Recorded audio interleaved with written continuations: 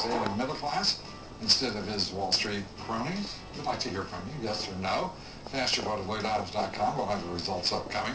House Democrats and Republicans tonight both calling for new stimulus packages, although very different. Democrats pushing a plan to help state and local governments. Republicans are pushing their own plan to cut capital gains taxes and corporate taxes. Kate Baldwin has our report from Capitol Hill. In a move to show Americans Congress is trying to recharge the economy, House Democrats returned to Washington Monday to push another stimulus package. As we go into survival mode, which we must do if we're going to strengthen our economy, we have to make some decisions that I think the American people see in a fresh new perspective. The focus, spurring job creation and help for state and local governments. The cost, as much as $150 billion.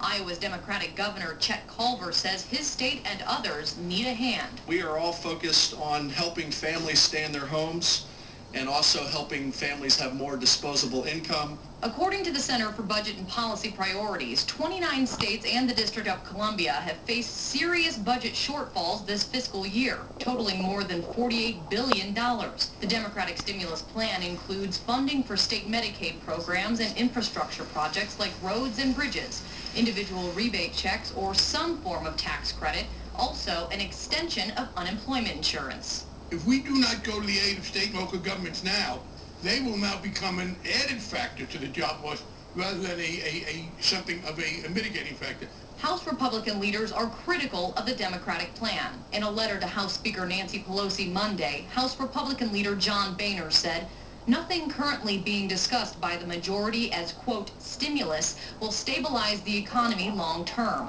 Republicans are now pushing their own stimulus package, calling for capital gains and corporate tax cuts, as well as expanded domestic drilling for oil, among other proposals. The number 2 House Republican, Roy Blunt, spoke on ABC's This Week. Let's not use the stimulus package as an excuse to do what Democrats have wanted to do from day one of this Congress, which is a huge public works plan. Now, a top Democratic leadership aide in the House says that it's likely that the House will be called back shortly after the November election to take up a stimulus measure. But while lawmakers are talking stimulus, how is this idea playing outside the political arena? Well, we talked to a number of economists and analysts, and some say it won't work, describing it simply as a sugar high. But others say that some stimulus, if done right, could really stimulate the economy and get it back on track, Lou, but that's the challenge. Yeah, and we've already had 2.5